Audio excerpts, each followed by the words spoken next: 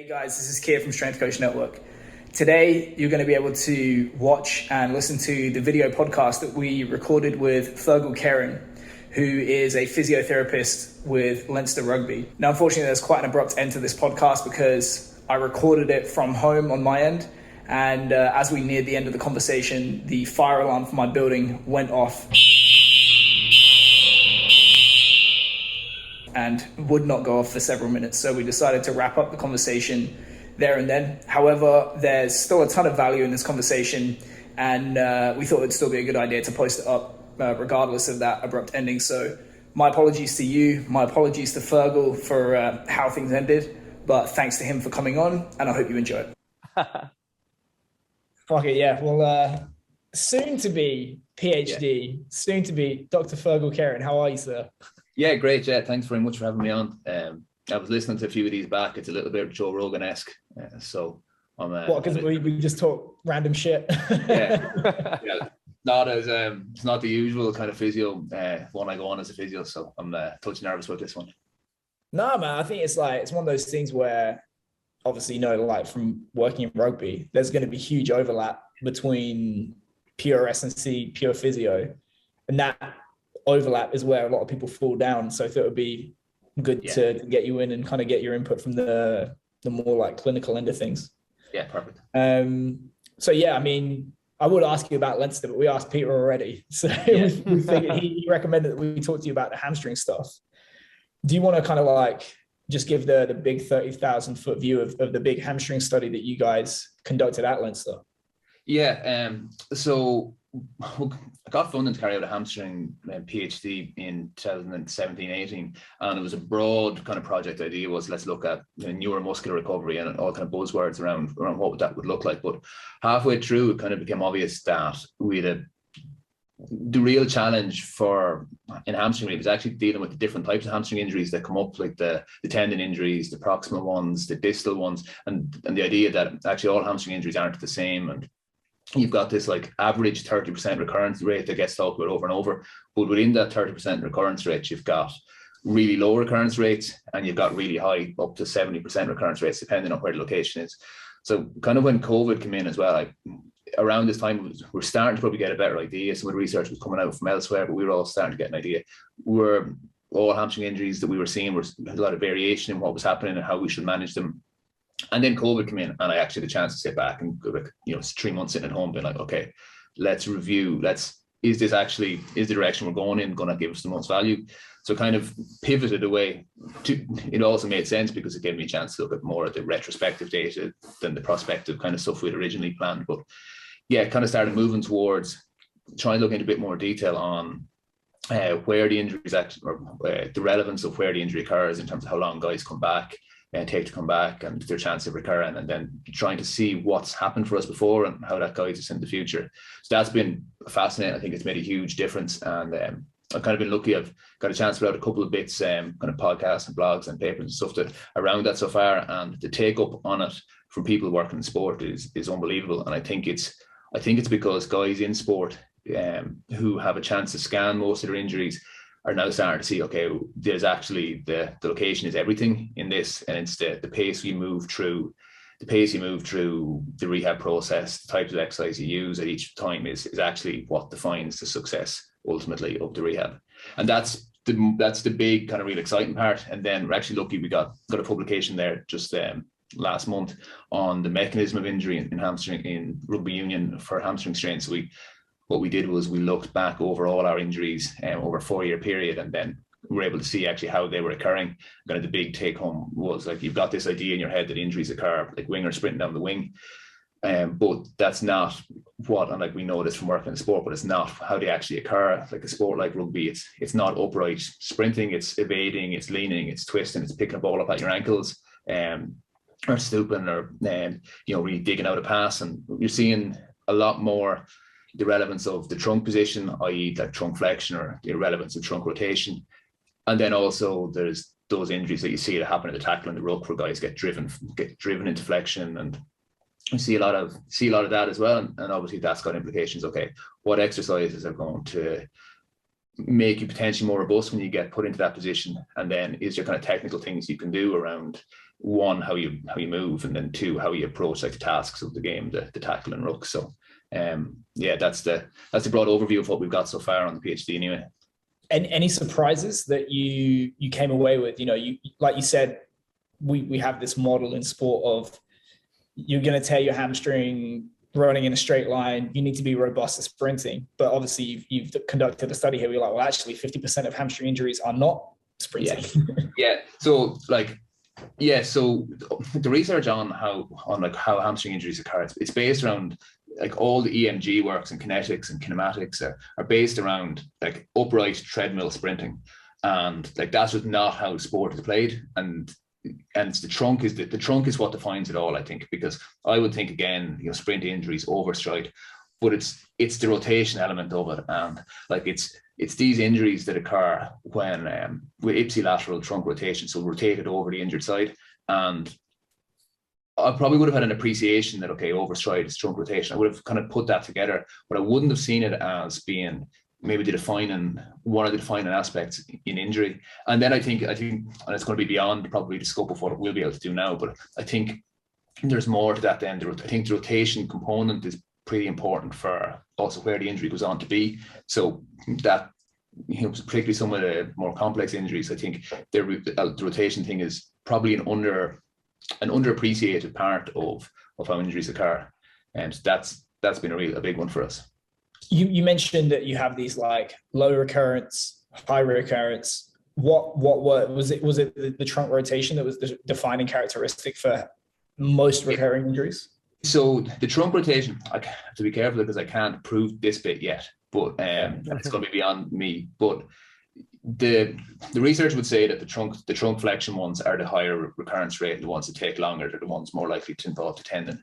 But we've got these new types of injuries we're seeing a little bit more, these called the T-junction, but the distal hamstring injuries where the long head and the short head join, and that confluence. And I think the rotation of the trunk is involved in more and more of those. So I think injuries that with a high degree of quick rotation can be more distal and more complex. And I think ones with trunk flexion and particularly rotation, again, they can involve the tendon, and these are the challenging ones that involve either the tendon at the very top where it's free from muscle fibers, or the tendon as it passes through the muscle, and then those distal ones, what's called the T-junction as well. And they're the complex ones. Can you mitigate for that damage to the tendon, or is the process largely the same? So in terms of mitigating for it, so like I think the best you can do is, again, there's a two-part approach to it, or three-part approach, I guess. But step one is, can you stop the person ending up in that position? So what does that look like? And I guess from a running perspective, it's, you know, what's causing them to potentially rotate as they run, what's causing them to overstride, and where is that coming from? Is it hip control? Is it technical factors? Is it running out the back? Is it ankle stiffness? Is it what do we think we can put that down to? Or if it's a technical part of the game, why are they, you know, if it's the ones that happen in the ruck and the tackle where they're getting actually shunted into that position. So can we make them approach, you know, work on the technical end of how they actually carry out the skills? And then the second thing is, can we make them stronger? And I think the obvious way to make them stronger is on that trunk flexion component, because that's just deadlifts and RDLs and becoming stronger on hinge. And that's evidence-based as well, because the hinge seems to be the most high biceps femoris activation. So that makes sense. You should get adaptation from that. The challenge is the rotation piece, getting stronger on rotation, because how do you get stronger and how do you resist rotation? A little bit harder to quantify that, because on the hinge, just go, okay, let's try to get stronger. And we know what a good RDL or deadlift is. It's a little bit more difficult to say, okay, I know what a good level of strength is on an exercise where we're just, you know, we're resisting rotation in some manner of speaking. And then the third thing is, okay, how do we prevent when those injuries do occur? And we know that the recurrence rates are 50, 60, up to 70%. What does the rehab process look like? And British Athletics have put out some really cool research on that. And I think they've managed to take their recurrence rates from 65% back down to 0% on the complex injuries by rehabbing them differently and giving consideration to, okay, what does tendon rehab look like versus just muscle rehab? And that looks like taking a little bit longer, avoiding hinging for a little while, avoiding running quickly, and then avoiding kind of outer range eccentrics, so being a little bit more cautious through the rehab process. By doing that, they've gotten guys back in a similar time frame, but with no re-injuries. So that's the process that's kind of evolving at the moment in physio, is being a little bit more specific on that. Yeah, I think, like you said, a lot of these injuries, they're happening in like ranges and patterns that you don't traditionally see in the gym.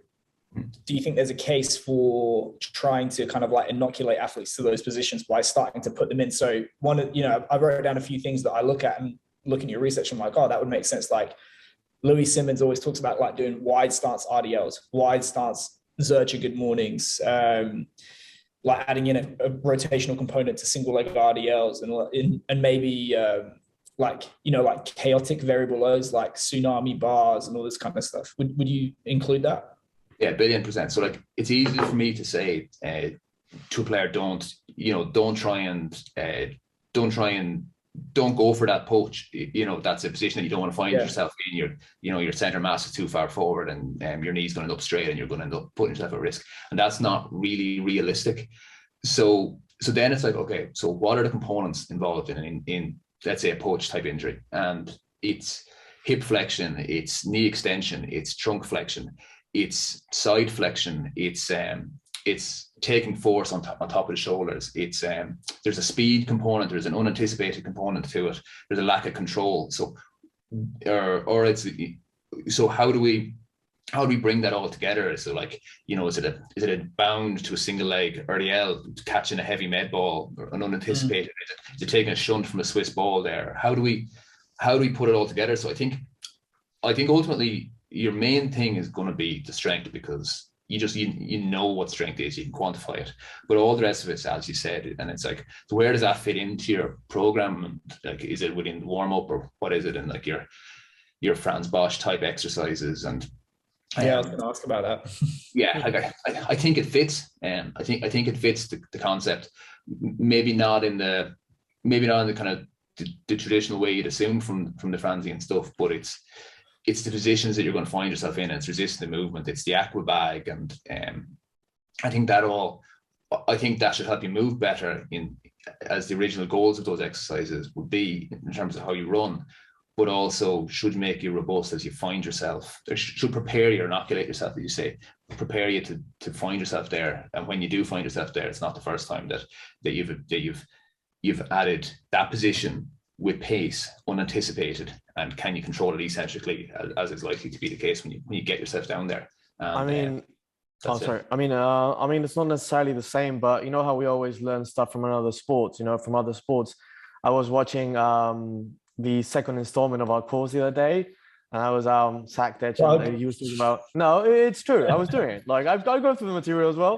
And he was talking about rotational sports, right? And he does baseball, so everything is about rotation. So all the questions you bring up here, like how they quantify, how they measure strength, of course they have stuff which is specific to throwing, but it's also about absorbing force in rotation and how the body works. And if you look at most programs, if we were to look to generally most of the rugby programs, how many include stuff on the lateral plane or even combining planes? Because it is hard to load, and we tend to go for the big weights. But what about if you even look at David Gray's stuff, that he does stuff on or he's been with us as well, where you do like a forward lunge, and you sort of like lean to that forward leg and kind of rotate a bit. Because if we were to do that in the gym, we'd be like, well, I cannot put 100 kilos on that, because as you go through the movement, there are parts in which you'll feel stronger and more solid with the main movers, and as you shift, it'll feel heavier. Physics and stuff. That's not very scientific, but that's what happens in sports. You don't really like lunge forward, but how do we first incorporate that in loads and speeds that you can sell them to the players as well, but also that doesn't make more damage than good, because you don't want to go straight up and like the aqua bags and like throwing and rotating and then going into speed and going into wrestling, because all the muscles don't work equally, so you can't really stress them in terms of underworking or overworking stabilizers and whatnot, or groins. Do you think it's like an end stage kind of thing? Yeah, well, I mean, if it's like mixing like different principles and concepts, but how do you tie all that together? maybe some sort of wrestling type drills that are not necessarily strongman, but moving another guy that he's going to shake, is going to be an equal load to someone, or carrying a dude, like, different sort of carrying positions. Because I was thinking back as he was talking about mechanisms, and yeah, we do a hamstring here, 2 to 3 weeks, so the same rehab, whether the player feels he's ready, symptoms versus times, but I don't think it'll be much different. It just go the same. And most of our injuries, like soft tissue, I would say pretty much all of them happen in contact. Like a guy, dropping a shoulder when he's like taking a long stride, so his feet like in front of him, and he gets dropped on his shoulder, and he goes to the tackle anyway. So it's a violent like hip hinge on a split stance, or getting clean in a ruck by 2 people, and he just rotates, and that's a groin. And we've done all the Copenhagen's we want, and catching the balls and everything, and it's one of those things in which I try to think, if I were to prep them exactly for the same scenario, the scenario is too stressful. It's just not maybe a stimulus, it's just something they have to resist. So it's not like, hey, in order to get you ready to wrestle with 3 guys, we're going to wrestle you with 3 guys all the time. It's just like, but I think at the end, take the parts. Yeah, I did, and that's really like, so just consider what your movement is, and then just try to take it apart and just fit in the bits of it wherever they fit into the week. But actually, like, you say you've seen the same kind of stuff with your guys. It's that indirect contact piece, and like, it's fascinating because just before our one came out, a Bundesliga soccer study came out, and same as ours except bigger and maybe better, but they had 52 injuries, and of the 52, more than half of them were contact injuries in a soccer group. And this is not the vision you would have of soccer injuries. Like, they had 27, I think, of the 52 were some kind of contact, so contact to the upper body most likely, and then that's affecting how they've strided, and then kind of some kind of braking or deceleration. And the deceleration is the other one. Like, this is, how are we training deceleration? So how are we dosing deceleration across a week in the same way we consider acceleration? And that's kind of been discussed in the research. And then how are we training guys to decelerate? And again, considering deceleration the same as what we're talking about there, like across the force velocity curve. And are we training guys to decelerate heavy, and are we training guys to decelerate fast, and are we training guys to decelerate messy? And what does that look like? And then the last piece, I guess, around that is, it's like, it's thinking of these things as a skill. Like, so if we think that the tackle or that grappling is a skill, so how do we just get better at that? So you can let me know when you find out, because I've been doing jiu-jitsu for 5 years and I'm still fucking terrible. So like, much as I'd say all the principles you have there from that, I'd say can actually, like, well, it's not something that I've ever been part of a group that's tried to incorporate that, but those principles can definitely have application in terms of the position we find ourselves in for hamstring injuries, because it's about staying strong in the trunk, and not about getting forced in positions you don't want to be, and then training yourself to be strong there and training yourself to live there. I just thinking, as you said, that one of the, it's a bit of a buzzword, but obviously when you're trying to speak to coaches and athletes, one of the principles that I've always tried to implement in early preseason for healthy athletes is to be a 3-dimensional athlete. So you're starting to get into those more extreme ranges of motion, produce, transmit, absorb force, all different planes of motion. I think for healthy athletes, that's where I'd probably put it, because as you alluded to, there's this trade-off between, well, if you're chasing speed, strength, power, outputs in these specific movements, you can't necessarily ride those 2 horses at the same time. Yeah. But if you gave me an athlete to do return to play with tomorrow, I would probably flip it, because those controlled environments of, just get rid of the asymmetries, get back your muscle girth, all that kind of stuff, get strong with that, and then start to deal with the chaos. That's probably how I would approach it. How would you? You're spot on. And like, the phrase 3-dimensional athlete is, I'm going to take that off you because it's perfect for you. And like, but it's like, someone gave the example before. So if you're rehabbing an ACL, and the only exercise you're using is like, say, a seated knee extension, you're going to get, the most important thing for ACL is get strong quads, but it's not preparing that ACL and that knee at all for the demands of the sport and how we know these injuries occur. And it's the same if we think of the hamstring, it's a three-dimensional injury too. yeah, kind of the main exercise for that would be the Nordic. And, the Nordic is kind of like a knee extension for the hammy. In some ways, it's a, it's a biarticular, it's a double leg, single joint, single plane exercise where you're just falling forward. I was going to ask you about that. Why do you think, you looking at your research, looking at other research, you're like, hey, hamstring injuries are going to occur in, awkward ranges, big hip abduction movements, sudden trunk flexion, high speed, rapid deceleration, all that kind of stuff. Why is it that the gold standard of if you get good at this, you're going to be robust is all the characteristics that you just mentioned? Is it just this thing of, well, we can measure it? Yeah, it's become popular because it can be measured, and two, it's the research on it. Like, so you look at it, it's like the main research on it's on huge groups of Scandinavian soccer players, and I think if you do any kind of, like, I'd say you could achieve the same results by training single leg RDL or prone curl or any quantifiable, dosable exercise. But Nordics have become popular because it can be done field based. Everybody can do it. And yeah, it does give you, the change you're looking for. You can train eccentric strength, improves the length of the hamstrings fascicles, gets high activation of the muscles. There's lots of positives to the exercise and how it can be rolled out, and so on and so forth. But there's a reason why, and it works for people, because if you got me, I'm not training hamstrings any particular way at the moment. If you got me to go through a frequent dose of that, it would probably reduce my risk of hamstring injury because I would get stronger. I would develop some kind of capabilities in my hamstrings. But it's only one piece of it. And I also think the challenge with the hamstring is the challenge with the Nordic as well is you're actually training such a short range on the Nordic because you're upright in your trunk for the most part doing it, or a small degree of trunk flexion, your hamstrings are short in your starting position. And then most people can only control at most half range. The Nordic flop. Yeah, so you produce force, hold, and then drop. And where are you working to in the range? Because you don't have, for most people, they don't have the strength to carry out a true controlled Nordic. So is that the right exercise for them? Like, and I can eccentric squat any weight you want because I can just fall to the ground under it. But it's not. Am I actually getting an appropriate training effect from it? And it's so then is that right? And does that need to be supplemented with things to actually get us forced through range, particularly at outer range?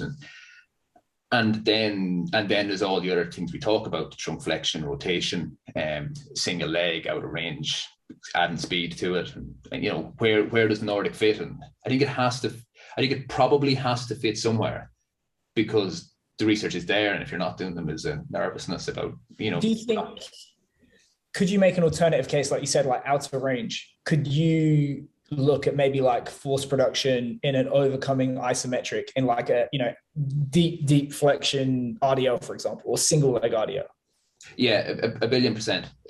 So like those, like the data and Alex Natera-esque, the box to box or the bench to bench variation there, you're getting the outer range. And I've gone more towards just the simple prone curl now, because at least I know I'm loaded the whole way through range, and at least I know it's a true. At least I know he's active for the whole exercise. I think I would rather that than Nordic, because of that range specific component, and because I know, and it's also quantifiable. I think it's probably I think in many ways potentially a better exercise, but the research is so strong for the reasons that we've kind of chatted about. But it has to be supplemented with other things. So it'll take your risk down. It will take my risk down, but I think there comes probably a point, and there's some speculation now that again, this is just speculation, but there is some speculation that we're seeing more distal hamstring injuries, injuries kind of around the short head of biceps. And it might be because of the preponderance of the Nordic that this might actually be creating another subtype of injury because athletes are doing so much. And again, that's just speculation, but it's because we're training one. It might be because we're training one aspect of the function of the hamstring so much, but missing out on all these other ones, which is fascinating. I mean, I've seen the kind of rebuttal from the OPAR group is like, you say, well, we have all these injuries in long head of biceps femoris. Why are we putting so many eggs into the basket of an exercise, which is like maximal activation of the semimembranosus, semitendinosus? And they're like, well, if if the long-headed biceps femoris is not strong enough, the load is going to be transferred to those two muscles. So you have to kind of like offset it. But like you said, I'm like, I don't think it makes a ton of sense. Yeah, like again, it's proven, like it's proven to reduce injuries. It's proven to give you adaptations to the hamstring. So that's fine. It's just, do we just need to consider other things and consider, okay, is there things it's not doing for us? And are we training out of range? Are we training hip dominant? Are we training multiple planes? Are we training to, are we training high force? And are we confident that we're taking all the things that we think are probably important? And again, that's not to say that to prevent an injury, you have to train the exact position that occurs. Like if that was the case, people wouldn't do kind of compound lifts, because they're all, a lot of the things I say about the Nordic are the same for most exercises. Yeah. But you just got to give consideration to it. Are you comfortable that you're not doing those things? And if the Nordic is the center point of your injury prevention program. But that's, again, it's not to say for most people, and this is where the UEFA or one of the soccer studies, like most clubs aren't doing the Nordic as prescribed. So it's not as if the Nordic has been frequently frequently carried out the way you'd like it to be. So if you're a soccer team and you're not training all these things, I think we're lucky. We work in rugby, and the athletes are so good, and the S&C programs are so good that they'll do in a year. We can take a long-term view to kind of putting in, okay, let's put in an RDL, okay, let's progress that to a single leg, okay, let's add rotation to that every third week. We can do that. It's not quite as easy, I think, for football because of fixture congestion, player turnover, different training ages, the expectations from coaches. So it's not quite as simple for them. So yeah, is it as easy for them if we could get those guys to do 2 sets of 4 Nordics twice a week, will that make a change, reduce the risk of injury? It probably will. So it's no criticism of anyone that does it. It's all context specific. And I think, I don't want to sit in an ivory tower, somebody who works in rugby and say, okay, the Nordic this or that. It's easy to periodize something when you work in a sport and work with a group that buys into this. And when you see these athletes, or you'll see other practitioners at other teams, different sports, they report these very, very short return to play periods, like that, kind of like 1 to 3 weeks. When you're dealing with a 1 week return to play, do you consider that to be like a true hamstring injury, or is that could it be like a neuralgia, anxiety kind of thing? Yeah. Great question. So it was interesting because one of the kind of things that we've definitely seen in the group that I work with, is also kind of borne out in the literature, is that back in 2011, 70% of hamstring injuries were grade 1s and grade 0s. So 10 years ago, we were seeing very quick turnarounds. Now you're seeing that, and now the research suggests the time it's taking guys to come back. More guys are out for 28 days plus. So I think you are seeing a shift away from grade 0s and grade 1s into grade 2 pluses and C-type injuries and complex injuries in grade 3s and grade 4s and surgical hamstrings. I think there's a shift in that, and that's probably been borne out. There is a lot of hamstring, or not all hamstring pain is a hamstring injury, and you'll see guys who have hamstring pain one day and run very, very fast the following day. But there's also, if you scan that, what would you see? Well, you might see a grade 0 where there's nothing on the image. And so what's causing that? Is it, as you say, neuralgia, nerve pain? Is it kind of referred pain from something in the hip? Is it referred pain from the knee? Or is it a small amount of damage to let's say the outside part of the muscle, so the A type to the myofascial injury, so a strain to a part of the muscle that's the non-contractile parts and not involved, not close to the tendon, so they can actually produce. So now somebody with a little bit of hamstring pain and can produce a high degree of force and can actually carry all their demands despite having a small degree of damage, and you definitely see those. And then I guess, do you define that as a hamstring injury? Well, technically speaking, for your, most of the injuries event stuff would say, anything that causes somebody to miss a day of training is a hamstring injury. But there's, how do you consider it in terms of how you manage that yourself? And I feel with those guys, it's almost like, when, like you said, you have these short turnarounds and you feel the pressure to get guys back if they're senior guys. It's almost a week of trying to convince them and convince their brain that, hey, you can do this safely, to take those breaks off, Yeah, it's really difficult. I think for most of those, if you can, there's two things, I guess, in having an established framework that like this is how we always manage these. You can take confidence in, I've either managed you with this same thing before, or we've managed multiple guys through this consistent framework previously. But obviously consistent frameworks aren't always kind of realistic because, you know, the framework exists within the context of the sporting calendar. And then the second thing, I guess probably the main thing is in terms of that decision making around trying to turn something around quickly.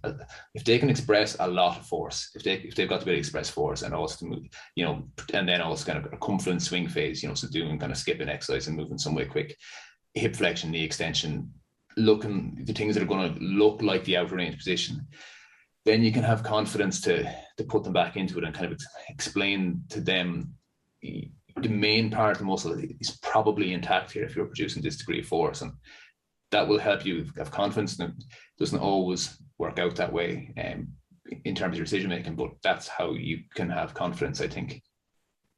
You know, thinking about all the stuff what you guys are saying is not as if it wasn't hard enough to do the science bit.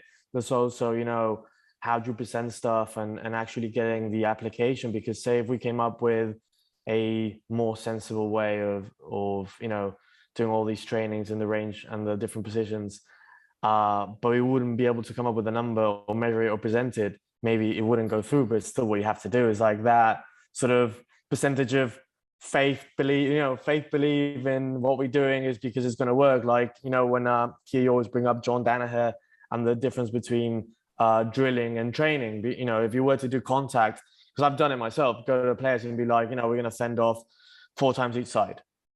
I mean, it's because in our head, we need those metrics and we need it to be square so we can feel we are progressing. But maybe that's not the way we're going to progress. Maybe you're going to make someone, fend off or turn or poach in a position they're never going to do because that's not linked to their skill. I mean, you want to get some on the unexpected side of things, but you know, how would be, you know, thinking about the coaches that are going to listen to this, I'm thinking like, how can we apply the non-explicable resulting interventions?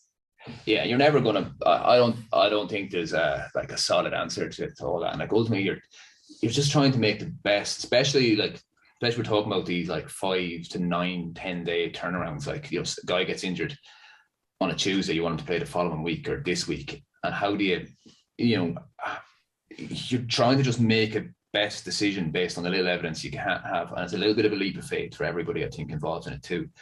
And context is king, like for, you know, for I guess does the athlete understand that? Because you look at any of the how when injuries occur, all the injuries occur in, you know, shortly after the first injury. The longer you take, that risk is just going to, you know, obviously go way down. So is the athlete comfortable to be able to explain the facts to them, why you think you've ticked all the relevant boxes, and then like some of the research or some of the kind of statements would suggest that for the more significant injuries, you know, the B's and the C's and the higher grade stuff, you should do more thorough testings, you know, do your isokinetic, do a biomechanical evaluation, you know, carry out more. Whereas for the lower grade stuff, it's really a rehab of competency, because you think that the tissue damage is relatively low.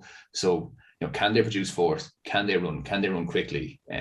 Then can they, once they can run quickly linear, can they add a curve to that? Can they add a reactive curve to that? Can they add a reactive curve with a stoop to that? And can they grapple or whatever it is that the demands for them might be? And then kind of put that together, and you kind of just decide how much of that is relevant based on how much tissue damage you think there is. And again, based on the context, because the context is obviously massive as well. Do you think there's a case for like a technical rugby competency as well? Like gradual exposure to the chaos of sport. Like you're not going to go from, you can run a straight line to like, 15 on 15 full go. Yeah, massively. Like I'm very lucky where I work. We've contact skills coach. Dennis Leamy's the contact skills coach I work with at the moment. Played for Ireland and won a Grand Slam.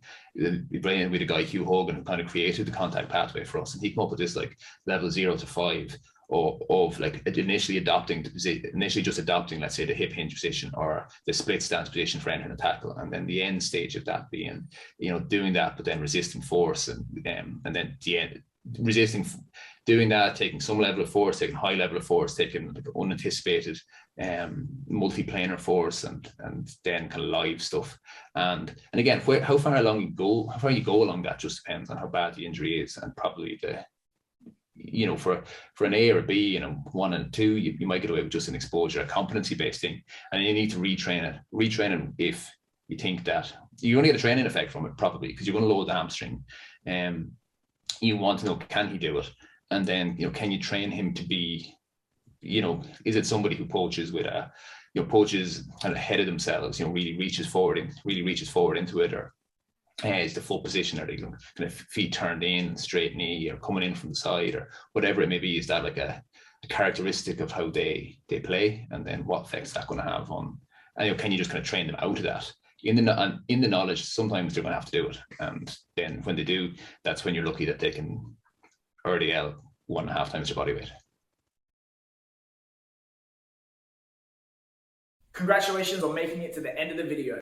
Why don't you celebrate by watching more videos just like it? You can also help us on our quest to placate the algorithm gods by liking, sharing, subscribing, and commenting. Thank you.